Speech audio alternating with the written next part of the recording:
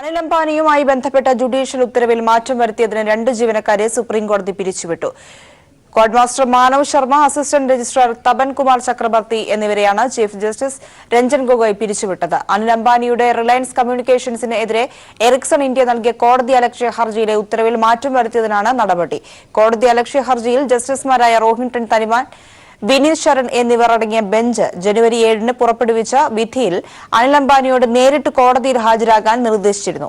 എന്നാൽ സുപ്രീംകോടതി അന്ന് വൈകിട്ട് വെബ്സൈറ്റിൽ അപ്ലോഡ് ചെയ്ത ഉത്തരവിൽ കോടതിയിൽ നേരിട്ട് ഹാജരാകുന്നതിൽ നിന്ന് അനിൽ അംബാനിക്ക് ഇളവ് നൽകിയതായി പരാമർശിച്ചിരുന്നു. ജഡ്ജിമാരുടെ അറിവില്ലാതെയാണ് സുപ്രീംകോടതി വെബ്സൈറ്റിൽ അംബാനിക്ക് ആശ്വാസം നൽകുന്ന ഉത്തരവ് വന്നത് എന്നാണ് അന്വേഷണത്തിൽ കണ്ടെത്തിയത്. ദില്ലി അധികാര തർക്കത്തിൽ സുപ്രീംകോടതി 2-അംഗ ബെഞ്ചിൽ ഭിന്നാഭിപ്രായം. ഉദ്യോഗസ്ഥരുടെ ചുമതല സംബന്ധിച്ചാണ് വ്യത്യസ്ത അഭിപ്രായമുണ്ടായത്. വിഷയം 3-അംഗ ബെഞ്ചിന് വിട്ടു. ജസ്റ്റിസുമാരായ A.K. സിക്രി, അശോക് ഭൂഷൺ എന്നിവരുടെ 2-അംഗ ബെഞ്ച് ഉദ്യോഗസ്ഥരുടെ ചുമതലയെക്കുറിച്ച് ഭിന്നവിധികൾ പുറപ്പെടുവിച്ചു. കേന്ദ്രഭരണ പ്രദേശമായ ദില്ലിയിലെ ജോയിന്റ് സെക്രട്ടറി റാങ്കുള്ള ഉദ്യോഗസ്ഥരെ നിയമിക്കാനും സ്ഥലം മാറ്റാനുമുള്ള ചുമതല കേന്ദ്ര സർക്കാരിനാണെന്ന് ജസ്റ്റിസ് A.K. സിക്രി വിധിന്യായത്തിൽ വ്യക്തമാക്കി. 1952 കമ്മീഷൻ ഓഫ് എൻക്വയറി ആക്ട് പ്രകാരം അഴിമതി വിരുദ്ധ സംഘത്തിന്റെ കമ്മീഷണറെ നിയമിക്കേണ്ടതും ലഫ്റ്റനന്റ് ഗവർണറാണ്. എന്നാൽ മറ്റുദ്യോഗസ്ഥരുടെ ചുമതല വൈദ്യുതി, റവന്യൂ, സർക്കാർ അഭിഭാഷകരെ നിയമിക്കൽ എന്നിവ ദില്ലി സർക്കാരിന്റെ മേൽനോട്ടത്തിലാണെന്നും സിക്രിയുടെ വിധിന്യായത്തിൽ ചൂണ്ടിക്കാട്ടുന്നു. പക്ഷേ ജോയിന്റ് സെക്രട്ടറി റാങ്കിലുള്ള ഉദ്യോഗസ്ഥരുടെ കാര്യത്തിൽ സിക്രിയുടെ വിധിന്യായത്തോട് യോജിക്കുന്നില്ലെന്ന് ജസ്റ്റിസ് അശോക് ഭൂഷൺ നിലപാടെടുത്തു. ഇതേ തുടർന്ന് മറ്റു വിഷയങ്ങളിലൊഴികെ അക്കാര്യം മാത്രം പരിശോധിക്കാൻ 3-അംഗ ബെഞ്ചിന് കേസ് വിട്ടു. ഭരണഘടനയുടെ 239 AA വകുപ്പുകൾ വിലയിരുത്തി സുപ്രീംകോടതിയുടെ ഭരണഘടനാ ബെഞ്ച് ദില്ലി ലഫ്റ്റനന്റ് ഗവർണറുടെ അധികാരം പരിമിതപ്പെടുത്തിയിരുന്നു. 2018 ജൂലൈ 4-ന് പുറത്തുവന്ന ഉത്തരവിന് ശേഷവും വിവിധ വിഷയങ്ങളിൽ ലഫ്റ്റനന്റ് ഗവർണർ ഇടപെട്ടതിനെ തുടർന്നാണ് വകുപ്പുകളുടെയും ഉദ്യോഗസ്ഥരുടെയും ചുമതല 2-അംഗ സുപ്രീംകോടതി ബെഞ്ച് പരിഗണിച്ചത്. News bureau, Delhi.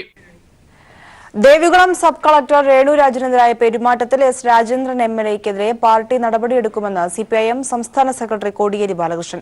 പാർട്ടി പരിശോധിച്ച് അച്ചടക്ക നടപടിയെടുക്കും. MLA-യുടെ പെരുമാറ്റം അപക്വമെന്നും കോടിയേരി തിരുവനന്തപുരത്ത് പ്രതികരിച്ചു. രാജേന്ദ്രന്റെ ഭാഗത്തുള്ള നടപടി അപക്വമാണ്, തെറ്റാണ്. പാർട്ടി തലത്തിൽ രാജേന്ദ്രനെ പറ്റി പരിശോധിച്ച് ആവശ്യമായ പാർട്ടി അച്ചടക്ക നടപടി സ്വീകരിക്കും. ശരി. മുഖ്യമന്ത്രി പിണറായി വിജയന്റെ UAE സന്ദർശനവും ഭരണാധികാരികളുമായുള്ള കൂടിക്കാഴ്ചകളും അറബ് ലോകത്ത് ശ്രദ്ധ നേടുന്നു. അറബ് ദേശീയ മാധ്യമങ്ങളും ടെലിവിഷൻ മാധ്യമങ്ങളും വലിയ പ്രാധാന്യമാണ് പിണറായി വിജയന്റെ സന്ദർശനത്തിനും ഈ കൂടിക്കാഴ്ചകൾക്കും നൽകിയത്. ദുബായ് ബ്യൂറോയുടെ റിപ്പോർട്ട്. UAE ഭരണാധികാരികളുമായും ഉന്നത സർക്കാർ പ്രതിനിധികളുമായും മുഖ്യമന്ത്രി പിണറായി വിജയൻ കൂടിക്കാഴ്ചകൾ നടത്തിയിരുന്നു. അറബ് ദേശീയ മാധ്യമങ്ങളും ടെലിവിഷൻ മാധ്യമങ്ങളും വലിയ പ്രാധാന്യമാണ് ഈ കൂടിക്കാഴ്ചകൾക്ക് നൽകിയത്. UAE ഉപപ്രധാനമന്ത്രിയും പ്രസിഡൻഷ്യൽ കാര്യമന്ത്രിയുമായ Sheikh Mansoor bin Zayed Al നഹ്യാനുമായി മുഖ്യമന്ത്രി പിണറായി വിജയൻ കൂടിക്കാഴ്ച നടത്തിയത് ഏറെ പ്രാധാന്യത്തോടാണ് അറബ് മാധ്യമങ്ങൾ കണ്ടത്. UAE-യിൽ ഏറ്റവും പ്രചാരമുള്ള അറബ് പത്രമായ അൽ ഇത്തിഹാദ് ഈ കൂടിക്കാഴ്ചയെ പ്രധാനപ്പെട്ട സംഭവമായി എടുത്തു പറഞ്ഞു. അബുദാബി ഇൻവെസ്റ്റ്മെന്റ് അതോറിറ്റി മാനേജിംഗ് ഡയറക്ടറും അബുദാബി ക്രൌൺ പ്രിൻസ് കോർട്ട് ചെയർമാനുമായ Sheikh Hamad bin Zayed Al നഹ്യാനുമായി നടത്തിയ കൂടിക്കാഴ്ചയും ഏറെ പ്രധാനമായിരുന്നു. അബുദാബിയിലെ അഡ്നോക് ആസ്ഥാനത്ത് വെച്ച് സഹമന്ത്രിയും അഡ്നോക് ഗ്രൂപ്പ് CEO-യുമായ ഡോക്ടർ സുൽത്താൻ അഹമ്മദ് അൽ ജാബറുമായും മുഖ്യമന്ത്രി പിണറായി വിജയൻ ചർച്ച നടത്തിയിരുന്നു. ഈ കൂടിക്കാഴ്ചകൾ എല്ലാ മാധ്യമങ്ങളും പ്രാധാന്യത്തോടെ തന്നെ റിപ്പോർട്ട് ചെയ്തു. UAE-യിലെ പ്രമുഖമായ ഇംഗ്ലീഷ് ദിനപത്രങ്ങളായ ഗൾഫ് ന്യൂസും ഖലീജ് ടൈംസും വലിയ ഒരു ഭാഗം തന്നെ മുഖ്യമന്ത്രിയുടെ സന്ദർശന വാർത്തകൾക്കായി നൽകി. കേരളത്തോടുള്ള അറബ് ജനതയുടെ സ്നേഹവായ്പ കൂടി വ്യക്തമാക്കുന്നതാണ് അറബ് മാധ്യമങ്ങളിലെ വാർത്തകൾ. News bureau, Dubai. ലോക്സഭാ തെരഞ്ഞെടുപ്പിൽ മത്സരിക്കാനില്ലെന്ന് കോൺഗ്രസ് ജനറൽ സെക്രട്ടറി പ്രിയങ്ക ഗാന്ധി. ലക്നൌ, ഫുൽപൂർ മണ്ഡലങ്ങളിൽ മത്സരിക്കണമെന്ന പ്രവർത്തകരുടെയും നേതാക്കളുടെയും ആവശ്യം പ്രിയങ്ക തള്ളി. ഉത്തർപ്രദേശിൽ പാർട്ടിയെ ശക്തിപ്പെടുത്തുന്നതിൽ മാത്രം ശ്രദ്ധ കേന്ദ്രീകരിക്കുമെന്നും പ്രിയങ്ക. ഇതോടെ റായ്ബറേലിയിൽ നിന്ന് സോണിയാഗാന്ധി വീണ്ടും മത്സരിക്കാൻ സാധ്യതയേറി. കിഴക്കൻ ഉത്തർപ്രദേശിന്റെ ചുമതലയുള്ള ജനറൽ സെക്രട്ടറിയായി നിയമിതയായതോടെ ഉയർന്ന ചോദ്യത്തിനാണ് പ്രിയങ്ക ഗാന്ധി വ്യക്തമായ മറുപടി നൽകിയത്. ജവഹർലാൽ നെഹ്റുവിന്റെ മണ്ഡലമായ ഫുൽപൂരിലും ലക്നൌവിലും മത്സരിക്കണമെന്ന പ്രവർത്തകരുടെയും പ്രാദേശിക നേതാക്കളുടെയും ആവശ്യം തള്ളിയ പ്രിയങ്ക ലോക്സഭാ തെരഞ്ഞെടുപ്പിൽ മത്സരിക്കില്ലെന്ന് വ്യക്തമാക്കി. 2022 പാർട്ടിയെ ഉത്തർപ്രദേശിൽ അധികാരത്തിലെത്തിക്കുക എന്നതാണ് പ്രധാന ലക്ഷ്യം. ഇതിനായി സംഘടനാ സംവിധാനം ശക്തിപ്പെടുത്തും. ബൂത്ത് തലം മുതൽ പുനഃസംഘടന കേന്ദ്രീകരിച്ച് പ്രവർത്തനം വിപുലപ്പെടുത്തുമെന്നും പ്രിയങ്ക പറഞ്ഞു. മത്സരിച്ചാൽ ഒരു സീറ്റ് കൂടുതൽ കിട്ടുമെങ്കിലും പ്രചരണത്തെ ബാധിക്കുമെന്ന നിലപാടാണ് മുതിർന്ന നേതാക്കൾക്ക്. മറ്റ് സംസ്ഥാനങ്ങളിലും പ്രചരണത്തിന് ഇറങ്ങേണ്ടതിനാൽ മണ്ഡലം കേന്ദ്രീകരിച്ച് പ്രവർത്തിക്കാനും സാധിക്കില്ല. സജീവ രാഷ്ട്രീയത്തിലേക്ക് ഇറങ്ങിയതിന് പിന്നാലെ BJP ശക്തിദുർഗങ്ങളിൽ മത്സരിച്ചു തോറ്റാൽ രാഷ്ട്രീയ ഭാവി അനിശ്ചിതത്വത്തിലാവുമെന്നതും തീരുമാനത്തെ സ്വാധീനിച്ചു. മത്സര രംഗത്തുണ്ടാകില്ലെന്ന് പ്രിയങ്ക വ്യക്തമാക്കിയതോടെ റായ്ബറേലിയിൽ 5ാം തവണയും സോണിയാഗാന്ധി മത്സരിക്കാനുള്ള സാധ്യതയേറി. News bureau, Delhi. മുഖ്യമന്ത്രി പിണറായി വിജയൻ ഫുജൈറ ഭരണാധികാരി Sheikh Ahmed bin Mohammed Al ഷർക്കിയുമായി കൂടിക്കാഴ്ച നടത്തി. ഫുജൈറ ഭരണാധികാരിയുടെ കൊട്ടാരത്തിൽ ഊഷ്മളമായ സ്വീകരണമാണ് മുഖ്യമന്ത്രി പിണറായി വിജയന് ലഭിച്ചത്. കേരളവുമായി തങ്ങൾക്ക് അടുത്ത ബന്ധമാണുള്ളതെന്ന് ഫുജൈറ ഭരണാധികാരി പറഞ്ഞു. Chief secretary Tom Jose, NORKA vice chairman MA Yusuff Ali, മുഖ്യമന്ത്രിയുടെ മാധ്യമ ഉപദേഷ്ടാവ് ജോൺ ബ്രിട്ടാസ് എന്നിവരും കൂടിക്കാഴ്ചയിൽ പങ്കെടുത്തു. വിവരങ്ങളുമായി ജമാൽ ചേരുകയാണ്. ജമാൽ, ഫുജൈറ ഭരണാധികാരിയുമായി മുഖ്യമന്ത്രി പിണറായി വിജയൻ കൂടിക്കാഴ്ച നടത്തിയിരിക്കുകയാണ്. എന്താണ് ഇതിന്റെ കൂടുതൽ വിവരങ്ങൾ? ഇന്ന് ഉച്ചയ്ക്ക് 12:30 കൂടിയാണ് മുഖ്യമന്ത്രി പിണറായി വിജയൻ ഫുജൈറ ഭരണാധികാരിയും UAE സുപ്രീം കൌൺസിൽ അംഗവുമായ Sheikh Ahmed bin Mohammed Al ഷർക്കിയുമായി കൂടിക്കാഴ്ച നടത്തിയത്. വളരെ ഊഷ്മളമായ സ്വീകരണമാണ് മുഖ്യമന്ത്രി പിണറായി വിജയന് ഫുജൈറ ഭരണാധികാരിയുടെ കൊട്ടാരത്തിൽ ലഭിച്ചത്.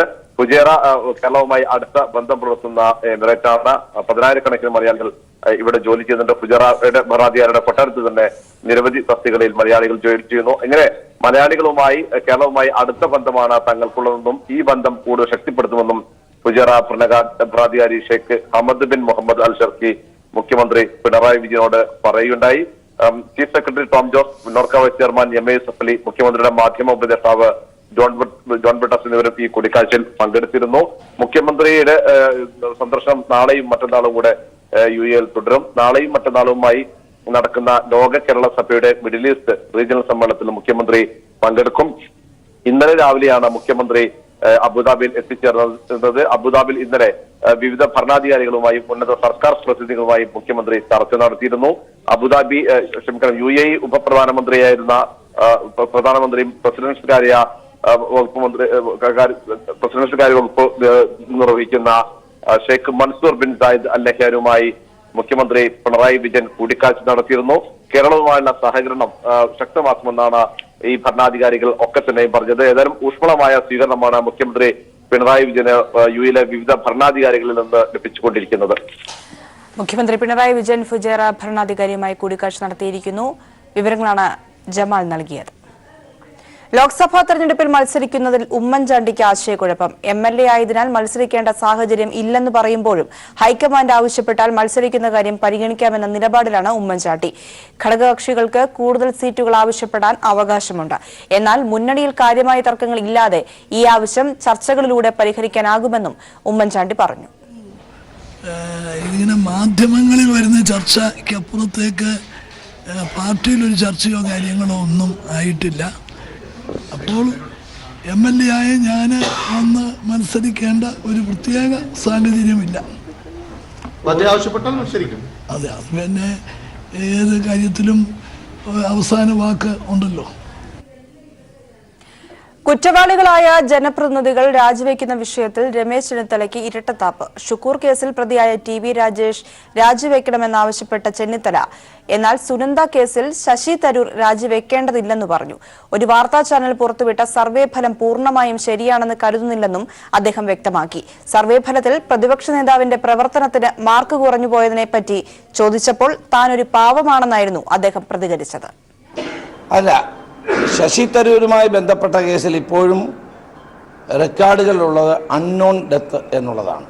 ഇത് തെളിയിക്കപ്പെടാത്തൊരു കേസ് ഇതുമായി സംബന്ധിച്ച് കഴിഞ്ഞ കുറേ കാലമായി നടന്നുകൊണ്ടിരിക്കുന്നതാണ്. ഇതല്ലല്ലോ. അപ്പോൾ വളരെ ഗുരുതരമായ കൊലപാതക കുറ്റവും ഗൂഢാലോചനയും നടത്തിയ ആളുകളെ സംരക്ഷിക്കുന്ന ഈ നിലപാടിനെ പറ്റിയാണ് ഞങ്ങൾക്ക് പറയാനുള്ളത്. അല്ലല്ല, അത് ആ കേസും ഈ കേസും തമ്മിൽ വലിയ വ്യത്യാസമുണ്ട്. അത് അൺനോൺ ഡെത്ത് എന്നാണ് ഇപ്പോഴും അതിലെഴുതിയിരിക്കുന്നത്.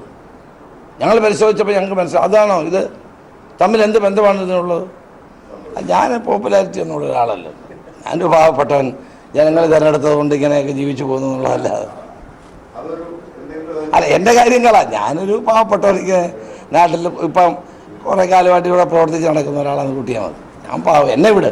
കോട്ടയം ലോക്സഭാ മണ്ഡലത്തിൽ സ്ഥാനാർത്ഥി നിർണയത്തെ ചൊല്ലി കേരള കോൺഗ്രസിൽ തർക്കം രൂക്ഷമായി. പാർട്ടിയിൽ സീറ്റ് ചർച്ച തുടങ്ങിയിട്ടില്ലെന്നും രണ്ടാമത്തെ സീറ്റാണ് ജോസഫ് വിഭാഗത്തിനായി ചോദിക്കുന്നത് എന്ന ധാരണ വേണ്ടെന്നും മോൻസ് ജോസഫ്.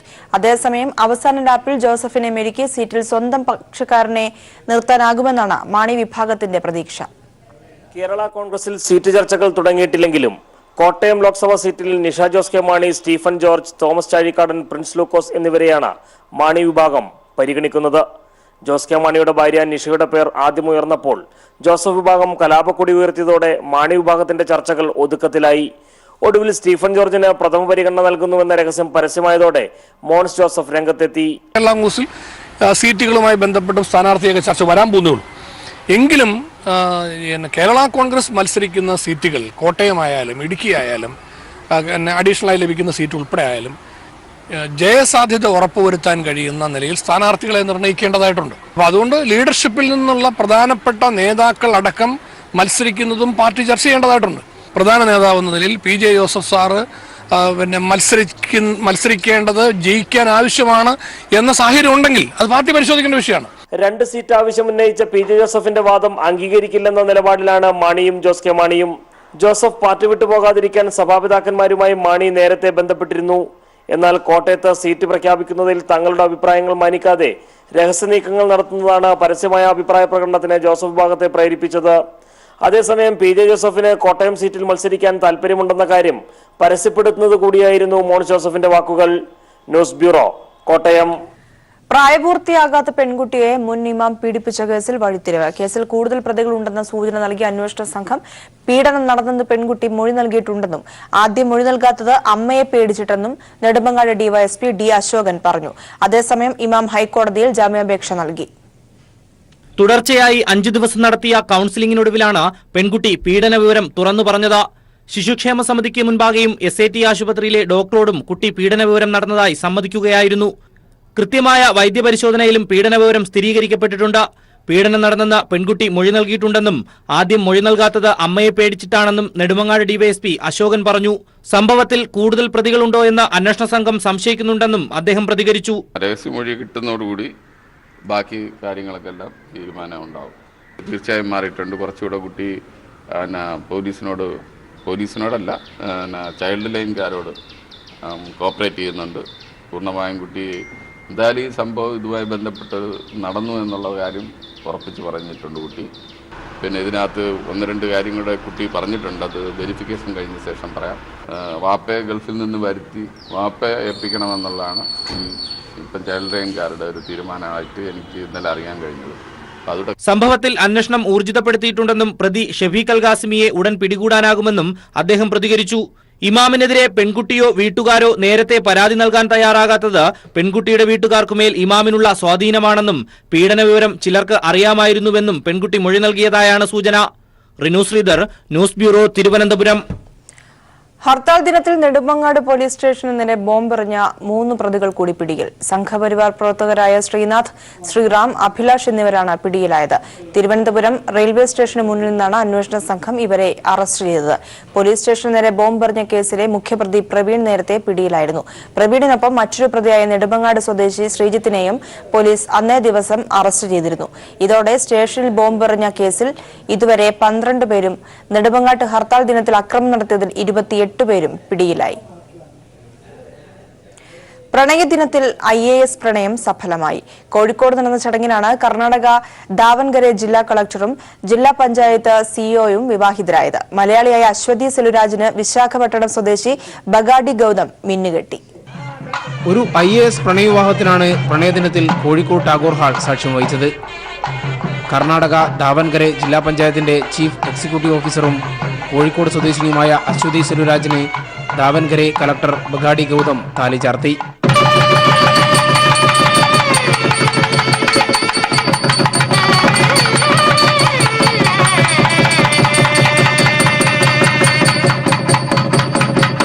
ആന്ധ്ര വിശാഖപട്ടണം സ്വദേശിയായ ബഗാഡി ഗൌതം സിവിൽ സർവീസ് അക്കാദമിയിൽ അശ്വതിയുടെ സീനിയറായിരുന്നു. ഗൌതം 2009 ബാച്ചുകാരനും അശ്വതി 2013 ബാച്ചിലെ IASകാരിയും. 4.5 വർഷം നീണ്ട സൗഹൃദമാണ് വിവാഹത്തിലെത്തിയത്. ഞങ്ങൾ 4-5 വർഷമായിട്ട് പരിചയമുണ്ട്. അപ്പം വിവാഹത്തിലേക്ക് അങ്ങനെ നെക്സ്റ്റ് ലെവലിലേക്ക് നോക്കാമെന്ന് ഞങ്ങൾക്ക് രണ്ടുപേർക്കും തോന്നി. Muhurtam was good on this day. 13th and 14th Muhurtam was good. So it was chosen accordingly. ഇരുവരുടെയും IAS സുഹൃത്തുക്കളും വിവാഹത്തിനെത്തിയിരുന്നു. ദാവൻകരെ ജില്ലയുടെ മുഖച്ഛായ മാറ്റിയ ഉദ്യോഗസ്ഥയായാണ് അശ്വതി അറിയപ്പെടുന്നത്.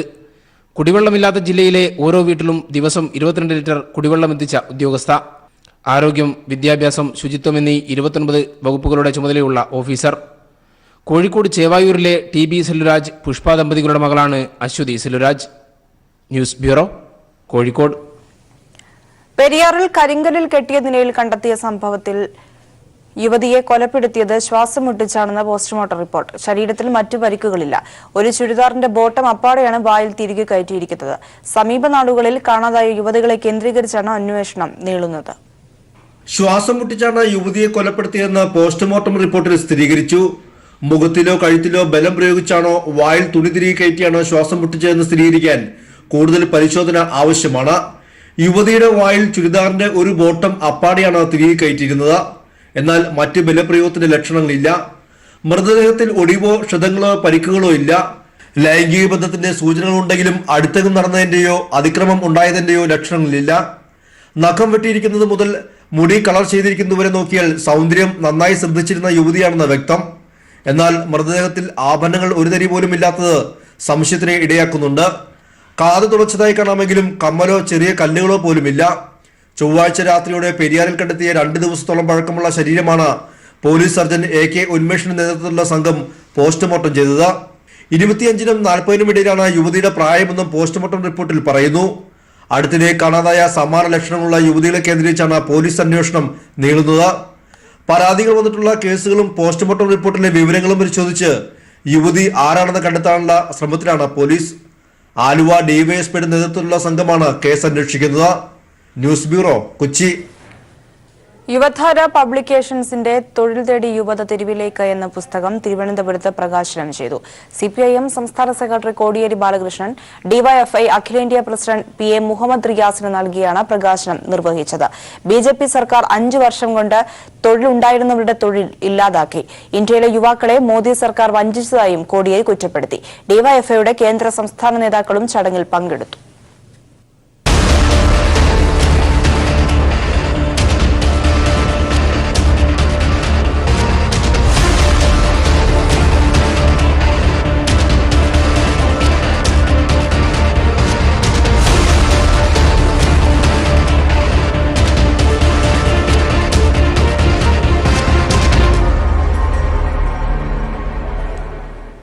തീപാർന്ന പോരാട്ടത്തിനാകും ഇക്കുറിയും ചാലക്കുടി ലോക്സഭാ മണ്ഡലം വേദിയാവുക. കഴിഞ്ഞ തവണ കടുത്ത മത്സരത്തിനൊടുവിലാണ് UDF സ്ഥാനാർത്ഥിയായിരുന്ന PC ചാക്കോയെ തോൽപ്പിച്ച് ഇടതു സ്ഥാനാർത്ഥി ഇന്നസെന്റ് പാർലമെന്റിലെത്തിയത്. ആ വിജയം ആവർത്തിക്കാൻ LDF കച്ചമുറുക്കുമ്പോൾ മണ്ഡലം തിരിച്ചുപിടിക്കാനുള്ള തന്ത്രം മെനയുകയാണ് UDF. പഴയ മുകുന്ദപുരം ലോക്സഭാ മണ്ഡലമാണ് 2008 പുനഃക്രമീകരണത്തിന് ശേഷം ചാലക്കുടി മണ്ഡലമായി മാറിയത്. 2009 നടന്ന തെരഞ്ഞെടുപ്പിൽ UDFനായിരുന്നു വിജയമെങ്കിലും 2014 തെരഞ്ഞെടുപ്പിൽ ഇടതു സ്വതന്ത്ര സ്ഥാനാർത്ഥിയായ ഇന്നസെന്റ് വൻ ഭൂരിപക്ഷത്തിൽ വിജയിക്കുകയായിരുന്നു. 13,884 വോട്ടുകൾക്കായിരുന്നു UDF സ്ഥാനാർത്ഥിയായിരുന്ന PC ചാക്കോയെ ഇന്നസെന്റ് തോൽപ്പിച്ചത്. തൃശൂർ, എറണാകുളം ജില്ലകളിലെ 7 നിയമസഭാ മണ്ഡലങ്ങൾ ഉൾപ്പെടുന്നതാണ് ചാലക്കുടി പാർലമെന്റ് മണ്ഡലം. കഴിഞ്ഞ ലോക്സഭാ തെരഞ്ഞെടുപ്പിൽ 7-ൽ 4 നിയമസഭാ മണ്ഡലങ്ങളിലും ഇന്നസെന്റിനായിരുന്നു ഭൂരിപക്ഷം. കയ്പമംഗലം, കൊടുങ്ങല്ലൂർ, പെരുമ്പാവൂർ, കുന്നത്തുനാട് എന്നിവിടങ്ങളിൽ ഇന്നസെന്റിന് ഭൂരിപക്ഷം ലഭിച്ചപ്പോൾ ചാലക്കുടി, ആലുവ, അങ്കമാലി എന്നിവിടങ്ങളിൽ നിന്ന് മാത്രമായിരുന്നു PC ചാക്കോയ്ക്ക് ഭൂരിപക്ഷം ലഭിച്ചത്. 2014 ലോക്സഭാ തെരഞ്ഞെടുപ്പിന് ശേഷം നടന്ന നിയമസഭാ തെരഞ്ഞെടുപ്പിൽ ചാലക്കുടി ലോക്സഭാ മണ്ഡലത്തിൽ ഉൾപ്പെട്ട തൃശൂർ ജില്ലയിലെ 3 നിയമസഭാ മണ്ഡലങ്ങളിലും LDF സ്ഥാനാർത്ഥികൾക്കായിരുന്നു വിജയം. മാത്രമല്ല, എറണാകുളം ജില്ലയിലെ അവശേഷിക്കുന്ന 4 നിയമസഭാ മണ്ഡലങ്ങളിലും LDFന്റെ വോട്ടുകൾ വൻതോതിൽ വർദ്ധിക്കുകയും ചെയ്തു. 2015 തദ്ദേശ ഭരണ തെരഞ്ഞെടുപ്പിലാകട്ടെ മണ്ഡലത്തിൽ ഉൾപ്പെട്ട 50 പഞ്ചായത്തുകളിൽ 28ലും LDF ഭരണത്തിലേറി. 21 പഞ്ചായത്തുകളിൽ UDFനും ഭരണം ലഭിച്ചു. കൂടാതെ മണ്ഡലം ഉൾക്കൊള്ളുന്ന 5 നഗരസഭകളിൽ 4ലും LDF ഭൂരിപക്ഷ വിജയം നേടുകയും ചെയ്തു. ഈ മുന്നേറ്റങ്ങൾ തന്നെയാണ് LDF തങ്ങൾക്ക് അനുകൂലമായ സാഹചര്യമായി വിലയിരുത്തുന്നത്. മഹാരാജാസ് കോളേജ് പൊളിറ്റിക്കൽ സയൻസ് വിഭാഗം മുൻ മേധാവി പ്രൊഫസർ ജോസ് മുണ്ടമറ്റം.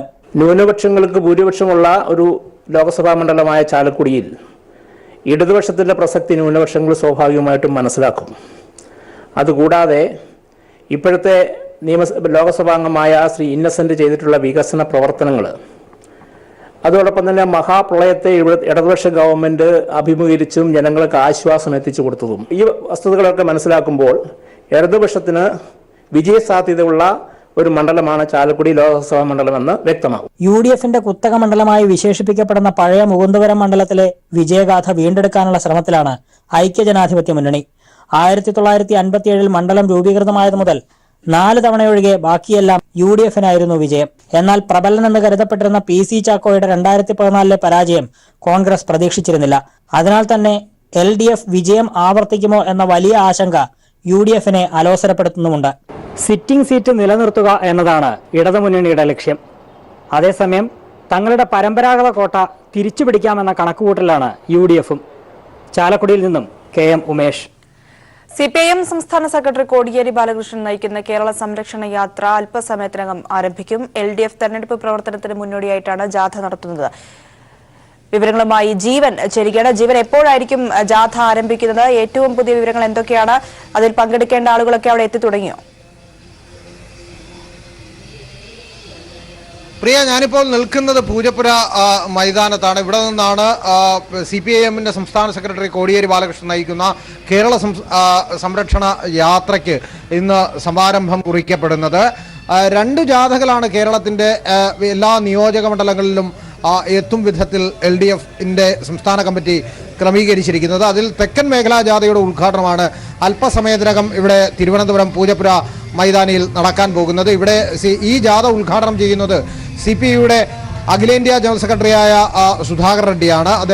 അദ്ദേഹവും ഒപ്പം പ്രവർത്തകരും എല്ലാം അല്പസമയത്തിനകം തന്നെ ഇവിടെ എത്തിച്ചേരും. 2 മണ്ഡലങ്ങൾ കേന്ദ്രീകരിച്ചാണ് ഇവിടെ സ്വീകരണങ്ങൾ ക്രമീകരിച്ചിരിക്കുന്നത്. ഒന്ന് നേമം, അതോടൊപ്പം തിരുവനന്തപുരം. അങ്ങനെ 2 നിയോജക മണ്ഡലങ്ങളിൽ നിന്നുള്ള പ്രവർത്തകരാണ് ഇന്നത്തെ ഈ ജാഥ സ്വീകരണ പരിപാടിയിൽ ജാഥയെ സ്വീകരിക്കുന്നതിനായി തിരുവനന്തപുരം പൂജപ്പുര മൈതാനിയിൽ എത്തിച്ചേരുന്നത്. മറ്റൊരു ജാഥ കാസർഗോഡ് നിന്നാണ് ആരംഭിക്കുന്നത്. അത് CPIയുടെ സംസ്ഥാന സെക്രട്ടറി കാനം രാജേന്ദ്രനാണ് നയിക്കുന്നത്. LDFന്റെ തെരഞ്ഞെടുപ്പ് പ്രചരണ പ്രവർത്തനങ്ങൾക്ക് ഔദ്യോഗികമായി തുടക്കം കുറിക്കുന്ന ജാഥ കൂടിയായി ഇത് മാറും.